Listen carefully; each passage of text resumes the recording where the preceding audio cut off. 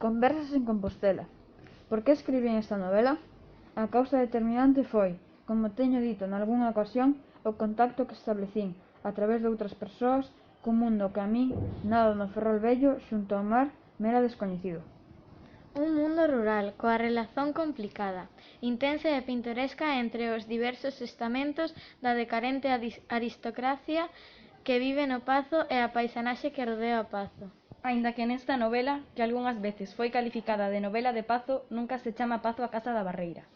Relatos de persoas que viviran ese mundo, que nasceran nese mundo, trouxeron ao meu coñecemento formas de vida que eu non tiña experimentado directamente.